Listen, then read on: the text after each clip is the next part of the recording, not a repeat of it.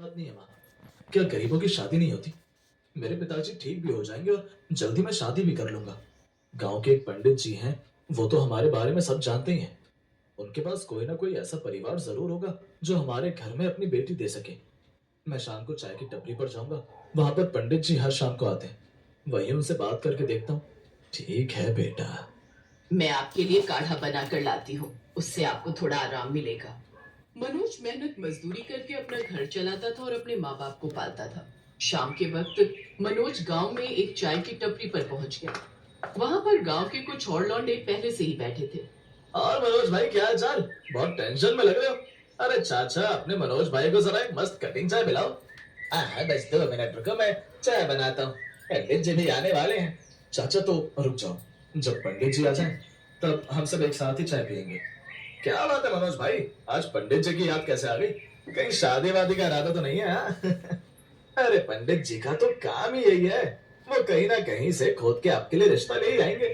वो लोग आपस में बात कर ही रहे थे कि तभी वहां पर पंडित जी आ गए। और किसका रिश्ता ले आएंगे राजू? चाचा, जल्दी से हमारी चाय बना दो। अरे पंडित जी, बात दरअसल ये है कि मेरे पिताजी अक्सर बीमार रहते हैं। मेरे परिवार के बारे में तो आप जानते ही हैं। मैं मेहनत मजदूरी करके अपना काम चलाता हूँ, लेकिन मेरे पिताजी कह रहे थे कि मरने से पहले अपनी बहू का चेहरा देखना चाहता हूँ। तो अगर आप कुछ, बस मैं सब और कुछ भी बोलने की जरूरत नहीं है बेटा। अरे मैं तो तुमसे पहले भी बोल चुका हूँ शादी के लिए, लेकिन तू हर बार मना कर देता था। मेरे पास है एक रिश्ता, वो भी गरीब परिवार के ही है। अगर तू कहे तो बात करूं। हाँ पंडित जी, आपको जो करना है कीजिए। मेरी तरफ से कोई भी रिश्ता पक्का ही है। आप मेरे लिए कोई बुरी लड़की तो लाएंगे नहीं। बस लड़की को मेरा परिवार पसंद होना चाहिए, और मुझे कोई डिमांड नहीं है। अगले दिन ही पंडित जी ने दोनों परिवारों को मिला दिया। लड़की का नाम पूनम था। पूनम का परिवार भी बहुत गरीब था। मनोज को दहेज की डिमांड नहीं थी, इसलिए उन लोगों को मनोज का रिश्ता मंजूर हो गया और दोनों की शादी हो गई। आज पूनम की पहली रसोई थी। ससुर जी की तबीयत ठीक नहीं है, इसलिए मैंने हल्का खाना बनाया है। मुझे कढ़ी चावल बनाना बहुत अच्छा आता है। आप लोग खाकर बताइए कैसा बना है। सभी ने पूनम के हाथ के बने कढ़ी चावल खाए और सभी को बहुत पसंद आए। ऐसे ही दिन बीतते गए, लेकिन पूनम के ससुर की तबीयत और भी ज्यादा खराब हो गई। सारे पैसे जो बचे थे सब उनके इलाज में चले गए। पूनम, कभी कभी मुझे कष्ट होता है कि मैंने तुमसे शादी करके तुम्हारी जिंदगी भी बर्बाद कर दी। मेरे पास कोई काम भी नहीं बचा, और इस बार की फसल भी नष्ट हो गई। जो पैसे बचे थे वो पिताजी के इलाज में चले गए। अब खाने को भी कुछ नहीं बचा। क्या बनाओगी तुम? आप खुद को दोष देना बंद कर दीजिए। मैं भी एक गरीब परिवार की हूँ। मैंने भी बहुत बुरे बुरे दिन देखे हैं। अभी हमारे किचन में चावल और अरहर की दाल बची हुई है। मैं दाल को पीसकर उसका बेसन बना देती हूँ। फिर कढ़ी चावल तो आप लोग को पसंद ही है। क्यों, मैंने सही कहा ना? अरे ये तो बहुत अच्छी बात है बेटा। अब मुझे लगता है कि मेरा आखिरी वक्त आ गया है। तूने मेरी ख्वाहिश पूरी कर दी। इसके लिए मैं तेरा शुक्रगुजार हूँ। मैंने बहू का चेहरा देख लिया। नहीं पिताजी, आप ऐसा मत बोलिए। आपकी ख्वाहिश तो पूरी होगी, लेकिन मेरी भी एक ख्वाहिश थी कि मैं ये घर अच्छा खासा बनवा सकूं और आपको इस गरीबी से बाहर निकाल सकूं। उससे पहले आप हमें छोड़कर कहीं नहीं जा सकते। माँ, पिताजी को समझाइए ना। मनोज बिल्कुल सही कह रहा है। मनोज के पापा, आपने अपनी ख्वाहिश तो पूरी कर ली और आप इस दुनिया से जाने की बात कर रहे हैं, लेकिन अपने बेटे की बात नहीं मानेंगे क्या? आप थोड़ा धीरज रखिए, आपको कुछ नहीं होगा। मैं जल्दी से काढ़ा बना कर लाती हूँ, उससे थोड़ा आराम मिल जाएगा। पूनम भी किचन में खड़ी होकर ये सब देख रही थी। उसकी सास भी किचन में आई और अपने पति के लिए काढ़ा बनाने लगी। वो रोते हुए काढ़ा बना रही थी।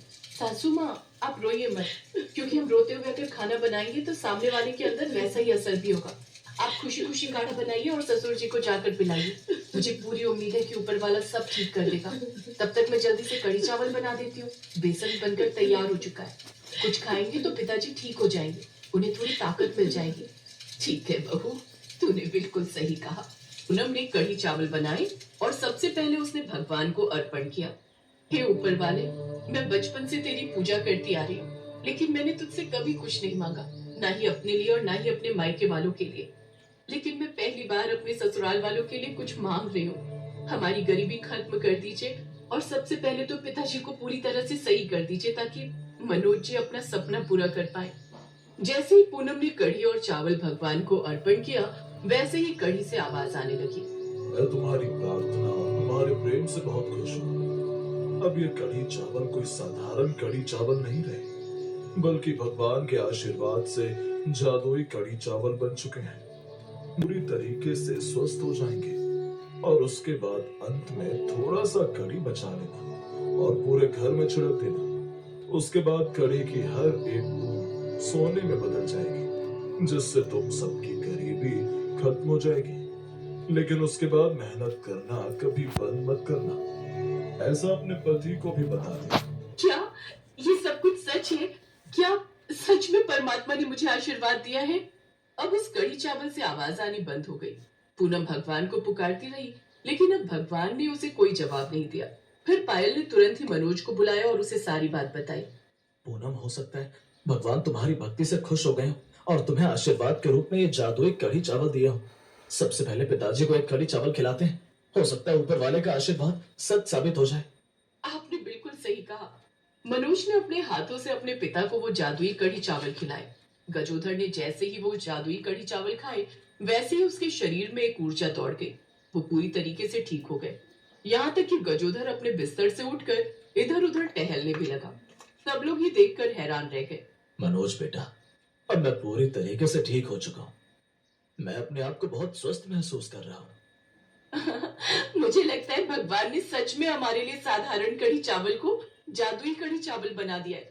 अब मैं जल्दी से ये सारी कढ़ी घर में इधर उधर छिड़क देती हूँ। हाँ, जल्दी करो पूनम। पूनम ने सारा कढ़ी चावल घर में चारों तरफ छिड़क दिया, जिससे जहां जहां पर कढ़ी की बूंद गिरी, वहां पर सोना बनता चला गया। सब लोग बहुत हैरान हुए और खुश भी।